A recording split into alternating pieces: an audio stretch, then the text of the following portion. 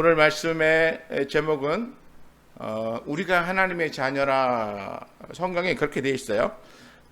우리가 하나님의 자녀라 이렇게 되어져 있는데 정말 우리는 하나님의 자녀입니다. 그런데 하나님의 자녀라고 선포를 했는데 어떨 때 하나님의 자녀인가, 또 하나님의 자녀가 아닌 사람은 어떤 사람인가 좀 분별할 줄 알아야 되죠. 근데 모두 다 그냥 교회만 다니면 다 하나님의 자녀가 됐다, 뭐 예수를 주로 믿었다라고 고백만 하면 다 하나님의 자녀가 됐다, 그렇게 말하면 조금 문제가 있는 것 같아요. 정말로 진짜와 가짜가 있는 거예요. 진짜는 겉에서부터 속까지 진짜죠. 그리고 가짜는 겉에는 그렇게 보여도 속은 아니죠. 근데 우리 신앙에도 진짜가 있죠. 겉과 속이 똑같은 사람이 있는가 하면 겉과 속이 이렇게 다른 사람이 있어요. 겉 모양은 정말 그럴싸하게 보여요. 거룩하게도 보이고. 그런데 그 알맹이는 없는 경우, 정말 우리의 신앙이 무림한 신앙인이고 속은 신앙인이 아니라면 문제가 많죠. 그런데 오늘 성경은 우리에게 정말 하나님의 자녀와 하나님의 자녀가 아닌 것에 대한 구별을 우리에게 가르쳐 주고 있습니다.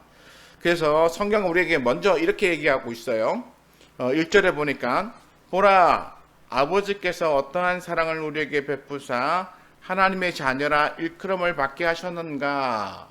그러니까 하나님이 여기 아버지라고 부르고 있어요. 그 아버지가 우리에게 어떠한 사랑을 베풀어 주어서 그래서 우리가 하나님의 자녀가 되었느냐라고 하는 것이죠. 여러분은 다 아시죠? 아버지 되신 하나님이 우리에게 어떤 사랑을 베풀어 주셨습니까? 그래서 내가 하나님의 자녀가 된 그 이유와 과정이 무엇 때문입니까? 그러니까 우리가 이미 성경을 통해서 너무 많이 알고 있어요. 뭐 첫 번째, 하나님이 우리를 사랑하셔서 그 아들 독생하신 예수 그리스도를 이 세상에 보내서 죄 많은 우리를 대신하여서 십자가에 죽으심으로 우리의 죄의 문제를 해결하셨죠. 그래서 우리가 정결하게 되었을 때, 그리고 그의 아들을 믿을 때에 우리를 하나님의 자녀라고 선포해 주셨어요. 그러니까 우리의 아버지 되신 하나님은 자기를 희생하여서 우리를 사랑하셨다는 거예요. 자기의 아들을 십자가에 내어 죽게 하심으로 끝까지 우리를 사랑해 주셨다는 것입니다. 그러니까 하나님의 사랑이 어떠한지를 우리에게 알라는 것이에요.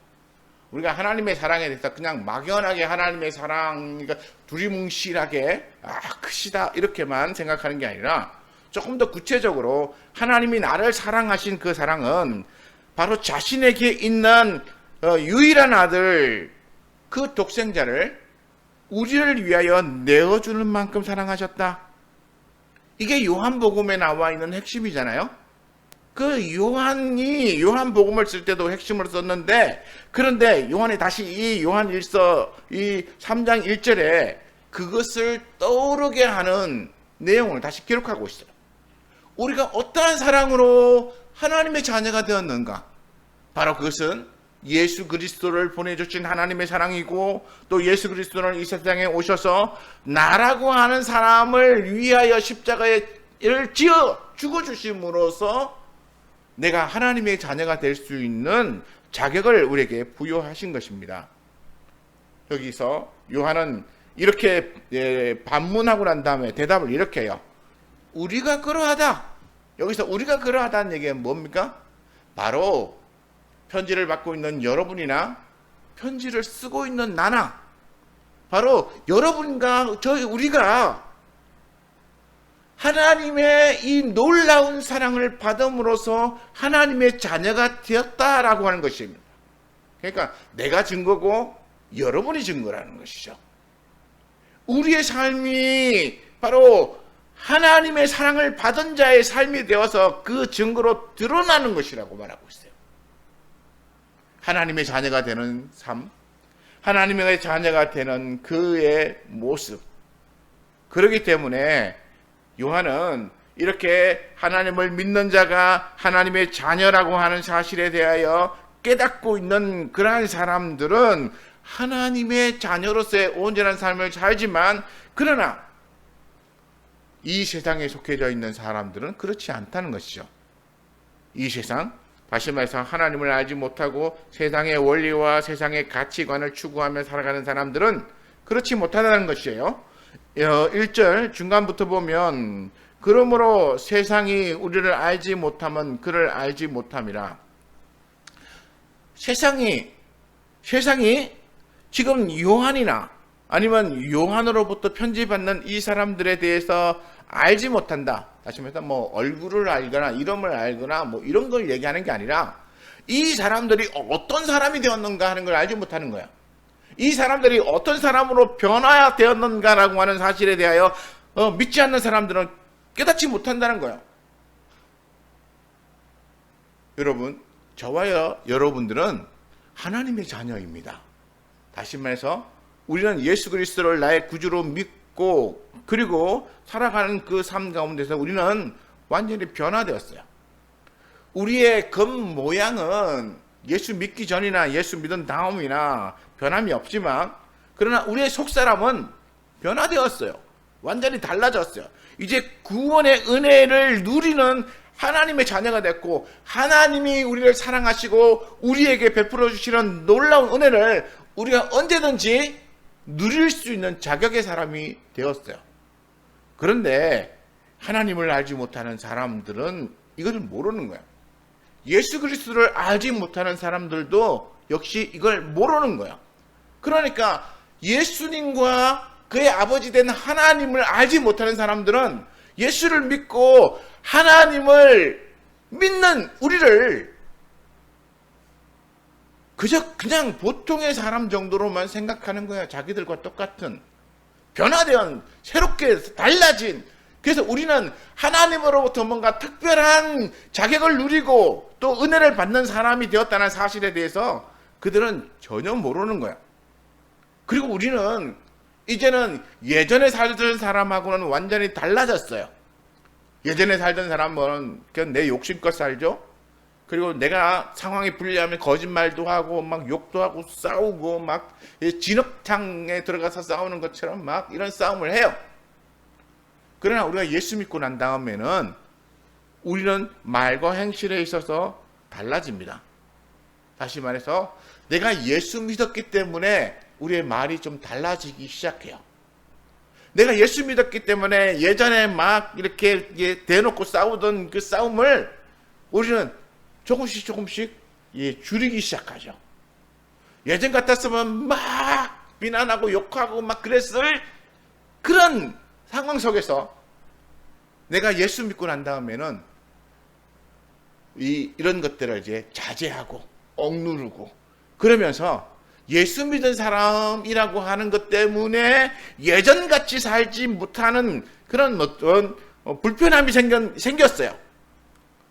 실제로 우리가 예수 믿고 난 다음에 이 세상에 살면서 예전에 살던 것하고 똑같이 불편함이 없는 삶을 살면 그러면 전혀 변화가 안 된 거예요.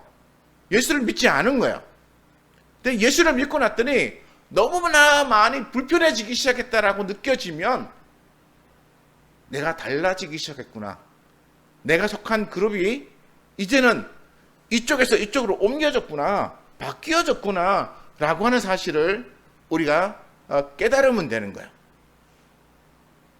어떻습니까? 예수 믿고 사시면서 많이 불편해지셨나요? 예수 믿고 살면서 우리가 많이 불편해져야 돼요. 그게 많이 불편하니까 처음에는 막 속상하죠. 그냥 막 이렇게 할 수 있을 것 같은데 했으면 좋겠는데, 그런데 예수 믿고 나니까 그걸 못하게 되는 거예요. 그러면 점점 더 우리는 달라지기 시작하고, 그러면 세상 사람들은 달라지는 우리의 모습을 왜 달라진지를 잘 몰라요. 알 수가 없지. 왜냐하면 눈에 보이지 않으니까. 세상 사람들은 눈에 보이는 가치로 사람을 판단하거든요.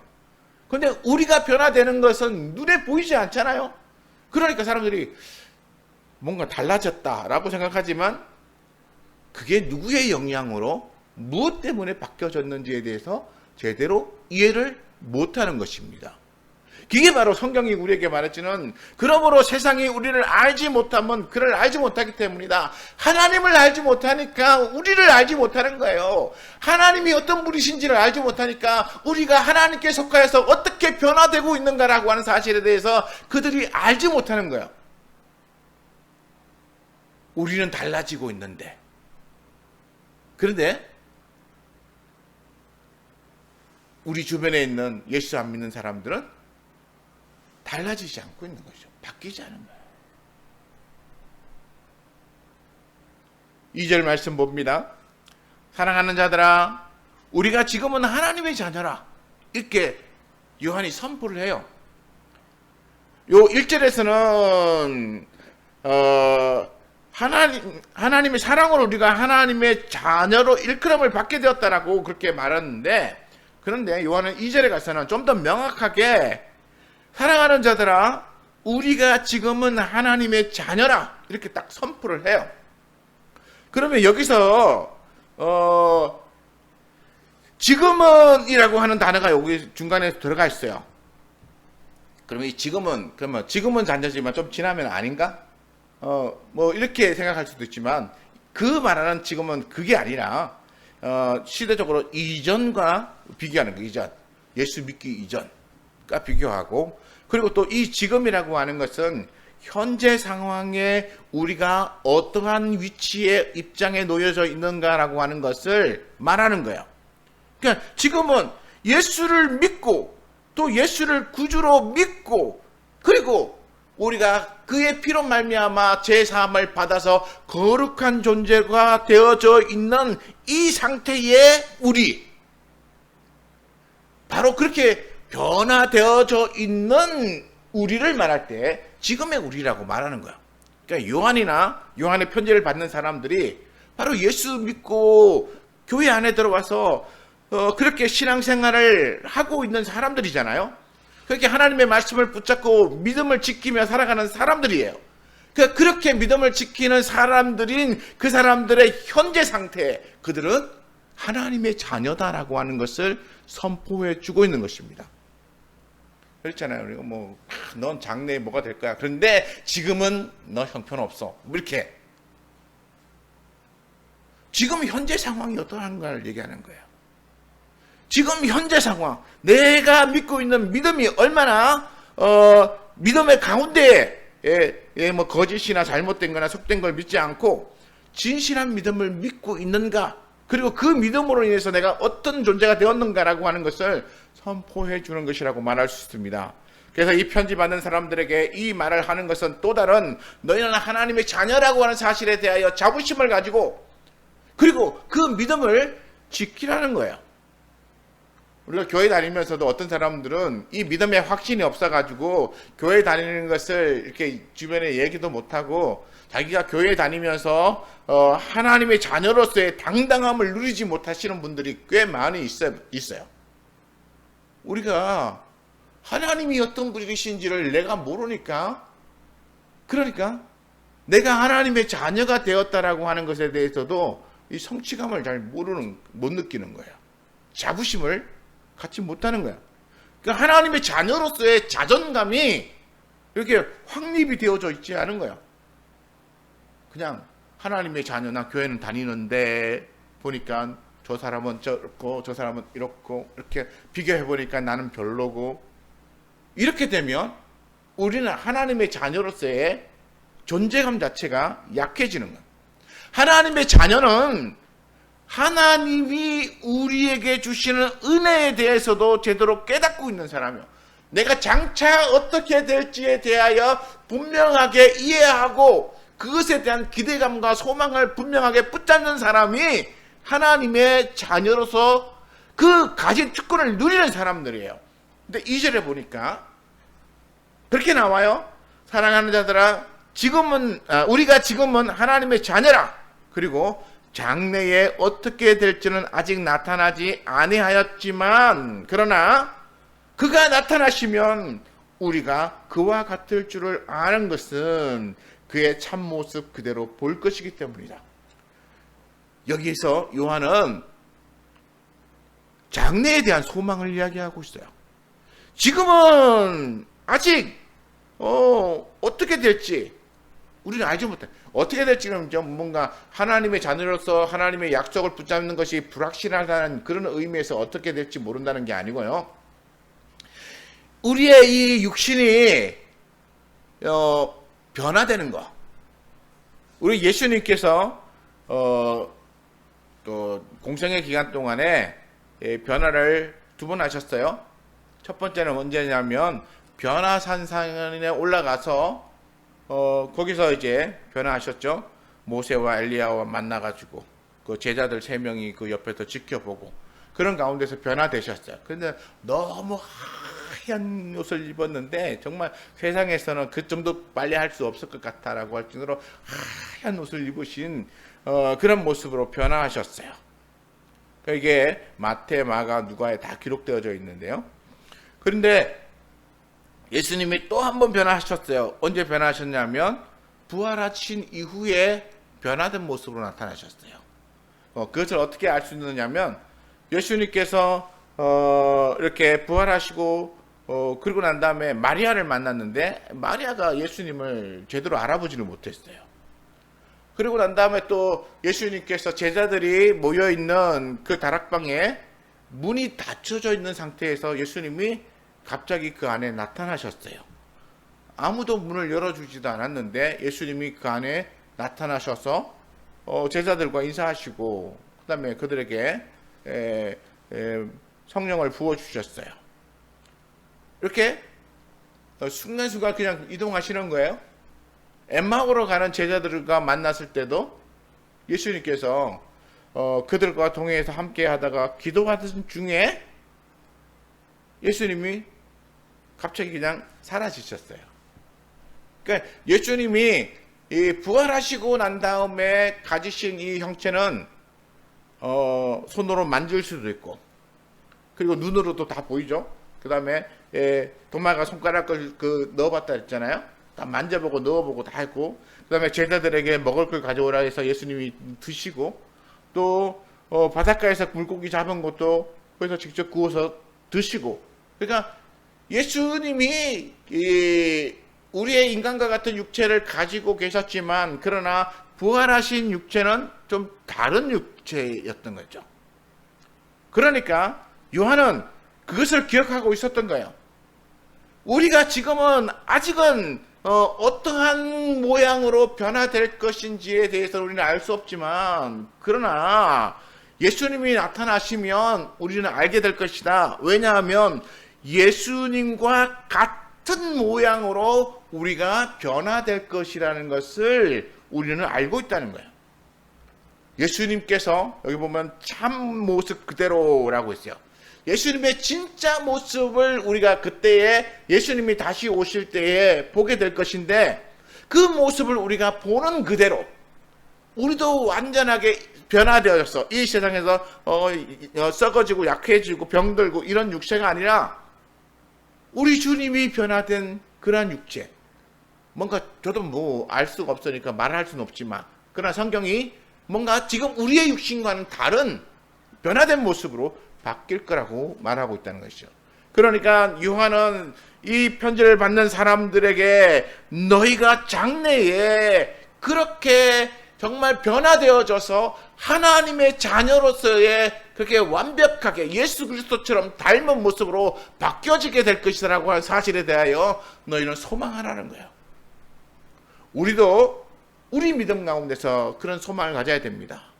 우리가 사람들이 많이 궁금해하죠. 죽으면 어떻게 되는지, 육신이 어떻게 되는지, 정말 부활할 때 우리 영혼만 가는지 육신도 같이 하는지 성경에 보면 무덤 속에서 다 일어난다고 얘기해요. 그러니까 육신이 다 부활한다는 것이죠. 그런데 그 부활한 육신이 현재의 육신하고 똑같은 육신은 아니라는 거예요.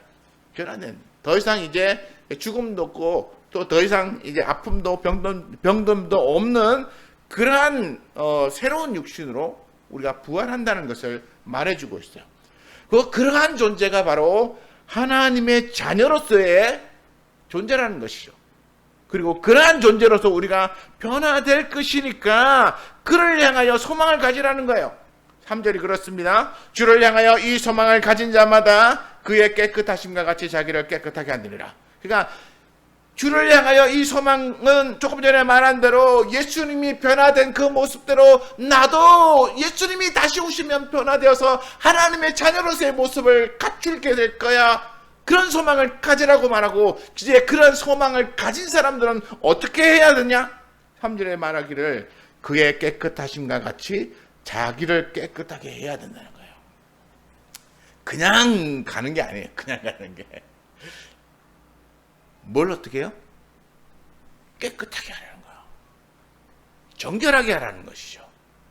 이 깨끗하게 함과 정결함의 그 다음 단계는 무엇인지 아십니까? 깨끗하고 정결하게 된 것들은 곤란해졌죠. 깨끗한 것들은 곤란해요. 이 지저분한 데서 막 흙이 섞여 있는 데에서 뒹굴는 것들을 물로 한번 싹 씻어서 끄집어낸 다음에 깨끗한 것들은 다 곤란해요. 그 다음에 아직 덜 씻긴 것은 다시 씻어서 곤란해져.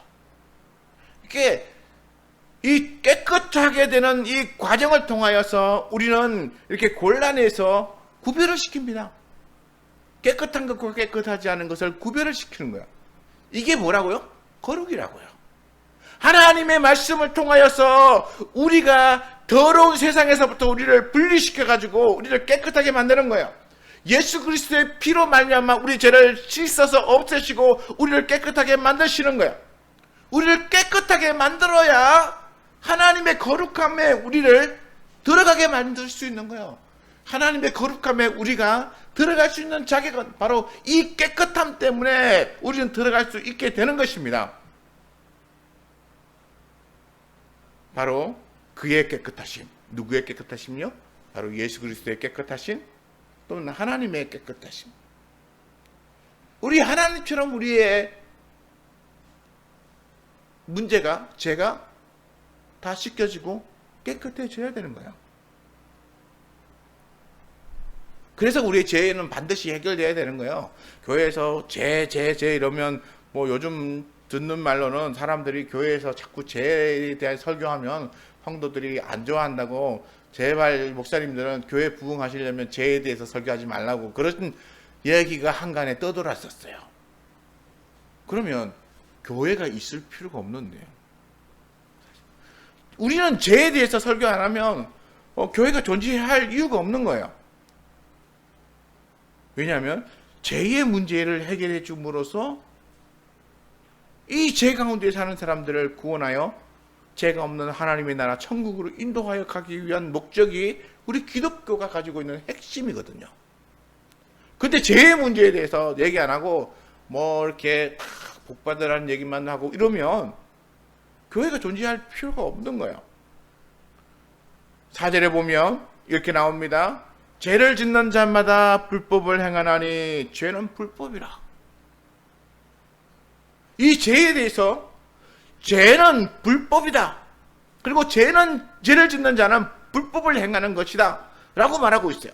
그리고 5절에 그가 우리 죄를 없애려고 나타나신 것을 너희가 아나니 그에게는 죄가 없느니라.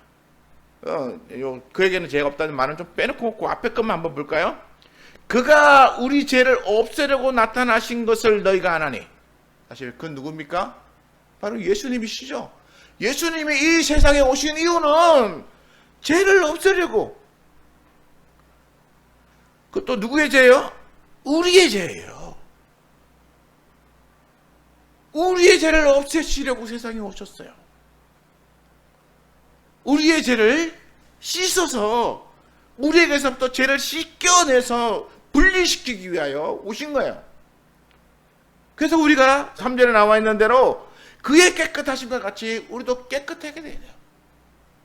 아까 변화산 얘기도 했잖아요. 변화산에서 예수님이 하얀 옷을 입고 변화되셨어요. 근데 그 하얀 옷이 어떻게 변했다고요? 그 제자들이 말하기에, 그들이 보기에 세상에 그 어떤 누가 빨래를 해도 그보다도 더 하얗게 빨래할 수 없을 정도로 하얗게 변했다는 거예요.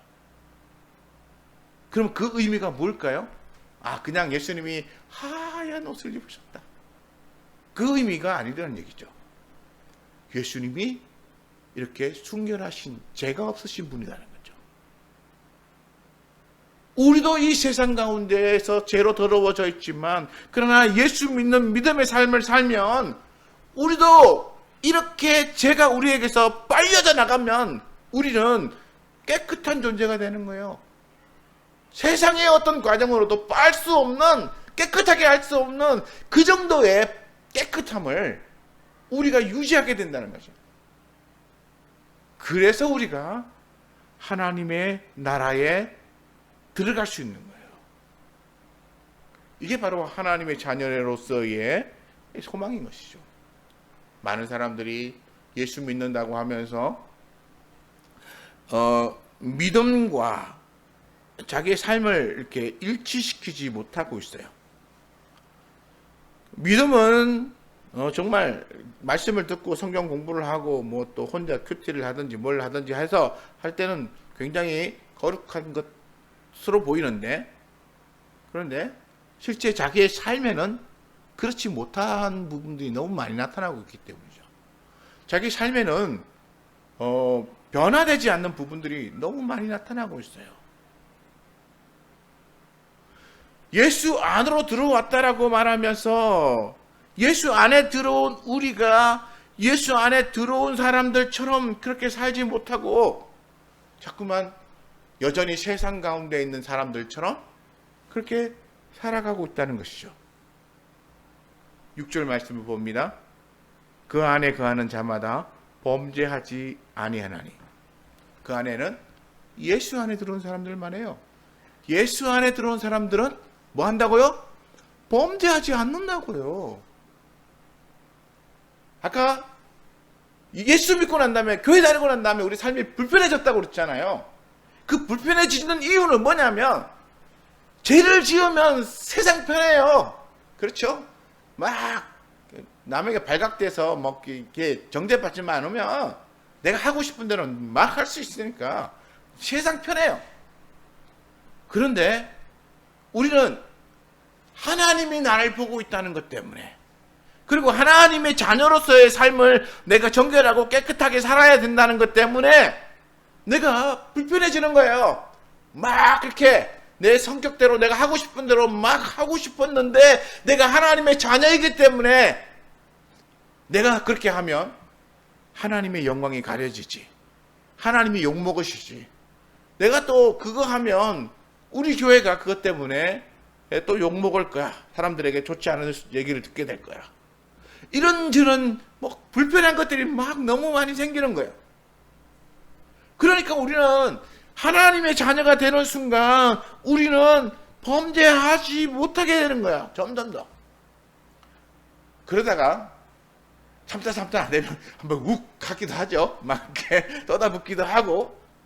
그렇지만 그 순간 그러고 나면 후회가 돼요. 회개하고 하나님 앞에 회개하고 또 돌이키고 한데, 여전히 우리는 이 죄의 속성의 문제가 완전히 해결되지 않았기 때문에 우리는 여전히 그 안에서 막 갈등의 문제로 막 이렇게 부딪히고 이렇게 힘들게 살고 있지만, 그러나 그 힘들게 사는 과정이 무엇 때문이냐고요? 예수 믿기 때문에. 그래서 예수님을 위하여 내가 불편하게 사는 거예요. 우리 하나님은 우리의 그런 모습을 보고 기뻐하시는 거예요. 내가 완벽하게 선을 행하고 완벽하게 깨끗하고 죄 하나도 짓지 않은 우리가 그렇게 될 수 없다는 사실을 우리 주님은 너무나 잘 알고 계세요. 너무나 잘 알고 계시지만, 그러나 우리가 그렇다고 그냥 막 죄 짓고 살면 그거 안 좋아하시죠.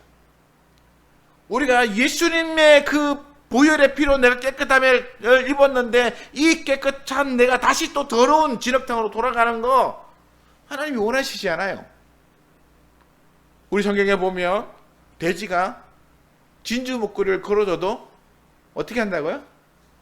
그걸 밟아버리고 다시 오물구덩이로 들어간다고 했잖아요. 그 진주 목걸이는 뭐예요?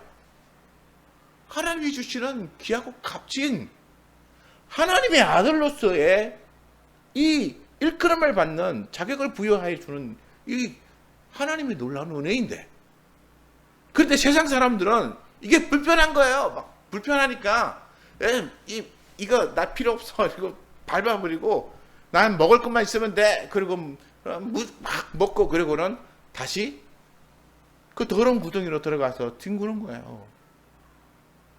우리가 하나님의 자녀가 될 순간 나의 깨끗한 물 보존하기 위해서는 돼지처럼 다시 먹고 그냥 갖다 뒹굴면 안 되는 거잖아요. 이게 불편해지는 거예요. 우리가 세상 살아가면서 우리의 삶 가운데 우리를 불편하게 만드는 것들이 바로 그런 거예요. 우리가 세상에 속하지 않았기 때문에 세상으로 다시 돌아가는 일이 우리에게는 불편해지는 거예요. 힘들어지는 거예요. 우리는 세상에 속한 마귀의 자녀가 아니라 하나님의 자녀이기 때문에 이 세상에 속한 마귀의 자녀처럼 사는 것이 불편해지는 거예요. 그래야 그게 우리의 진짜 신앙인 거예요. 그래서 그의 안에 거하는 자마다 범죄하지 아니하니 범죄하는 자마다 그를 보지도 못하였고 그를 알지도 못하니라. 그를 보지도 못하고 그를 알지도 못하는 범죄하는 사람들은 누구입니까? 바로 예수 안 믿는 사람들이에요. 예수 안 믿는 사람들. 아까도 말했듯이 예수를 모르고 하나님을 모르기 때문에 예수 믿고 하나님을 믿는 사람들이 변화되는 것에 대하여 이해가 안 가는 거죠.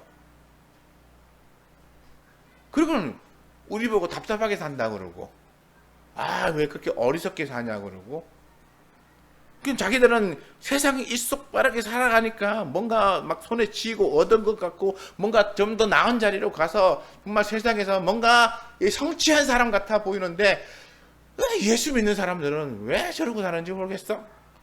왜냐면 답답해요. 좀 더 일속빠르게 행동하면 참 뭔가 더 많이 얻을 수 있을 것 같고 성공할 수 있을 것 같고 출세할 수 있을 것 같은데 안 그렇거든요. 근데 여러분 아시나요?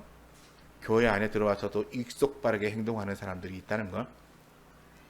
교회 안에 들어와서도 자기의 욕심만을 위하여 살아가는 사람들이 있다는 거. 예수 믿는다고 그렇게 말을 하면서도 자기의 욕심을 찾아서 살아가는 사람들이 굉장히 많이 교회 안에 있어요. 그러다 보니까 교회가 많이 욕을 먹어요. 하나님도 욕을 먹어요. 하나님의 이름과 영광이 다 추락하고 더럽혀져요. 돼지가 그 목걸이를 벗어서 발로 짓밟고 그리고 돌아가는 것처럼 교회 안에 들어와서 예수 믿는다고 말하면서도 범죄하는데 자기의 일속을 위하여 남을 해치고 그렇게 살아가는 사람들이 많이 있다 보니까 하나님의 영광이 그로 말미암아 가려지는 거예요. 7절 말씀 보면 자녀들아 아무도 너희를 미혹하지 못하게 하라.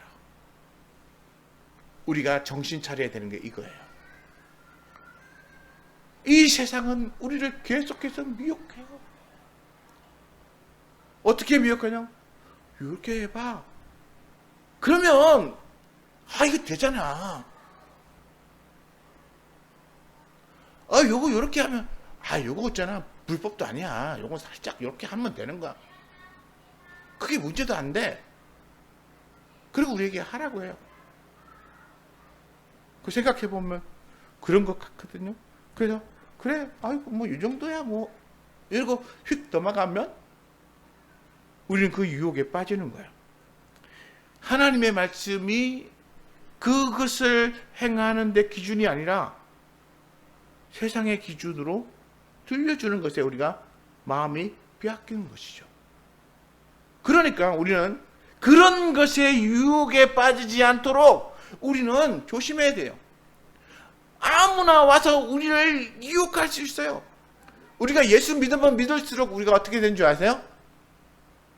믿으면 믿을수록 야가지지 않아요. 반대가 돼요. 순해져서 세상적인 지혜 이런 것들을 점점 더 잊어버리고 살기 때문에 약간은 어리석어져요. 그렇죠? 사기꾼이 사기꾼을 알아봐요. 여러분 아세요? 사기꾼이 사기꾼을 알아봐요. 자기가 어떤 나쁜 짓을 하는 사람들 있잖아요. 딱 지나가면서도 어떤 사람을 보면 그런 게 보인대요. 어떤 사람에게서. 왜냐하면 자기가 생각하고 행동했던 행동, 비슷한 행동을 누군가가 하고 있으면 아, 저 사람 맞아, 저런 저거야, 이렇게 보인대요. 그런데 그렇지 않은 사람들 있잖아요. 그런 것에 전혀 신경을 안 쓰는 사람들, 또 그런 부류 속에서 이렇게 나와서 빠져 있는 사람들, 이런 사람들은 그게 안 보여요. 예전에는 그게 잘 보였는데 예수 믿고 나서 이제 그런 것들하고 거리를 멀게 했더니 그 다음에 그게 안 보이는 거예요. 잘. 예전에는 그냥 딱 보면 아, 그래, 알았는데 이제는 긴가민가하고 잘 안 보여요. 왜냐하면 우리는 죄와 멀어졌기 때문에, 우리가 죄와 가까이 하지 않기 때문에, 세상의 약삭빠름과 우리가 함께 가지 않기 때문에 우리는 어떤 면에서 세상으로부터 어리석어지는 거예요. 그러니까 우리는 세상에 그 유혹하는 자들이 와서 우리를 향하여 유혹하면 우리는 혹 하고 빠져들어갈 수 있을 만큼 그렇게 순진한 자가 되어버렸어요. 그럴 때 우리는 그러한 사람들이 유혹하는 유혹거리가 우리의 유혹하는 거다라고 하는 것을 판단하기 수가 없게 되면, 그 다음에 우리는 어떻게 행동해야 되냐면, 우리가 행동해야 될 기준은 이게 이렇게 하면 내가 성경에 기록된 하나님의 말씀대로 행하는 건가 아닌가, 이게 기준이 되면 되는 거예요. 우리 예수님께서 내게 말씀하시는 그 말씀이 내가 지금 이걸 하려고 하는데 그것을 기뻐하시는 건가, 아니 기뻐하시는 기준인가, 그걸 가져다 놓고 판단을 하면 그게 분별이 되는 거야. 다시 말해서 하나님의 말씀에 별로 안 좋아하시는 것 같아 보이면, 그게 내게 좋아 보이고 뭐 그건 합법적이야, 괜찮아, 이렇게 아무리 얘기해도 하지 말아야 되죠. 왜냐하면 사기꾼들은 와서 우리에게 어떻게 사기치냐면, 전부 다 거짓말 하지 않아요. 사기꾼들은 정말 유능한 사기꾼들은 있잖아요. 10개를 얘기할 때에 9개가 진실이래요. 딱 하나만 거짓이래요. 그래서 사람들이 다 살펴봤는데 9개가 진실인 거야. 근데 이 마지막 한 개는 잘 모르겠는 거야. 9개가 진실이니까 이 하나도 진실이라고 생각하고 넘어가는 거예요. 사기꾼들이, 고도의 사기꾼들은 그렇대요. 아주 이 급이 낮은 애들은 거짓말이 훨씬 많고 진실이 적어요. 진짜 고도의 사기꾼일수록 진실이 더 많아요. 그런데 거짓이 적어요. 그런데 문제는 뭐냐면 그 거짓 하나가 나머지 이 9개를 덮고도 남을 만한 어마어마한 것을 결정하는 거짓이라는 거죠. 그렇기 때문에 우리는 우리 지혜로 세상에서 말하는 그런 것들을 분별할 수가 없어요. 그러니까 우리가 가져야 될 기준은 하나님의 말씀이에요. 7절에 계속해서 읽어보면, 의를 행하는 자는 그게 의로우신것 같이 의롭고, 기준이 누굽니까? 그의 의로우심이죠. 자기의 의로움이 아니에요. 내가 생각해서 그렇다라고 판단한 기준이 아니에요. 우리가 가져야 될 기준은 다시 말해서 예수 그리스도의 의로움이시고 바로 우리의 하나님의 의로움이 그 기준이 되어야 되는 거예요. 내가 생각할 때, 내가 판단할 때, 내가 보니까 라고 하는 기준으로 가면, 아까 사기꾼이 9개는 진실이고 하나는 거짓을 얘기하는데, 이 하나가 9개를 완전히 덮고도 남을 만한 어마어마하게 결정적인 거짓말인 거예요. 넘어가는 거죠. 당하는 거예요. 내가 판단했을 때는 9개가 진실이었는데 어떻게 이렇게 됐지? 그러면 하나의 그 결정적인 거짓말을 분별내지 못하는 거예요. 그러니까 우리는 우리의 기준을, 우리의 판단 능력을 가지고 판단할 것이 아니라 바로 우리 하나님의 기준을 맞추는 거예요. 예수님의 기준에 맞추는 거예요. 그래서 예수님이 말씀하시는 것에 따라서 우리가 의를 행할 때에 우리가 그와 같이 의롭게 된다는 것이죠. 이걸 잊으면 안 되는 거예요. 이걸 놓쳐버리면 우리의 신앙이 다 무너지는 거예요. 교회 다니면서 사람들이 자기의 의로, 자기의 판단으로, 자기의 능력으로 분별하려고 하는 사람들이 너무나 많아가지고 교회를 다니면서도 여전히 세상 사람들과 구별이 안 되는 사람들이 많이 있어요. 삶이 변화가 안 되는 사람들이 너무나 많아요. 왜냐하면 자기가 판단하니까, 자기에게 유익이 되는 게 뭔지를 자기가 정하니까. 그리고 아까 우리 권사님이 불편하다고 얘기했습니다. 불편한 걸 받아들일 생각을 안 해요. 불편한 걸 받아들여야 되는데, 내가 예수를 닮으니까 불편해진다는 사실에 대해서 깨닫고, 내가 예수를 앞으로 더 많이 닮아가는 이 신앙생활을 계속하면 할수록 더 많이 불편해지겠구나, 더 많이 힘들어지겠구나, 그럴수록 내가 예수님을 더 많이 닮는 사람이 되어가고 있는 거구나 라고 하는 것에 대한 인식과 인정이 없으니까 불편해지는 거 하기 싫고, 손해보는 거 하기 싫고, 그리고는 내게 유익이 되는 거, 이득이 얻어지는 것에만 관심이 가는 거죠. 그런 건 우리 하나님의 기준에 봤을 때 의로움이 아닌 것이죠. 하나님의 기준의 의는 무엇입니까? 자기 아들을 주어서 십자가에 못 박아 희생하는 의예요. 예수님은 자기 생명을 다른 사람들에게 내어주기 위해서 그 낮은 자리를 오셔서 희생하고 섬기는 의예요. 그러면 우리 예수 믿는 사람들이 가진 의는 뭡니까?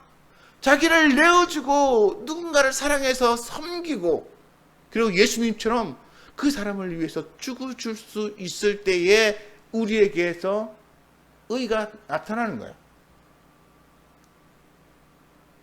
그러니까 우리는 불편함을 기쁨으로 받아들이고, 나의 자신의 희생과 나에게 돌아오는 불이익을 대하여 내가 기쁜 마음으로 받아들일 수 있을 때 우리는 진짜 하나님의 자녀가 되는 것인데, 그런 게 싫고 그런 게 불편해서 나는 그런 거 안 하고 나는 뭔가 약근 이런 걸로 가겠다 이러면 이거는 벌써 하나님의 기준에서 멀어지는 것이죠.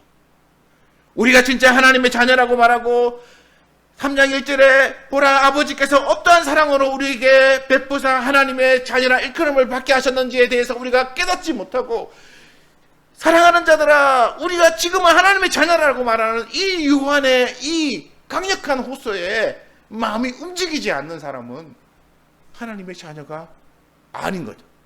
이것이 내 마음을 움직이고, 그래, 이렇게 사는 게 하나님의 자녀의 삶이야, 우리가 받아들일 때 진짜 하나님의 자녀가 되는 것입니다.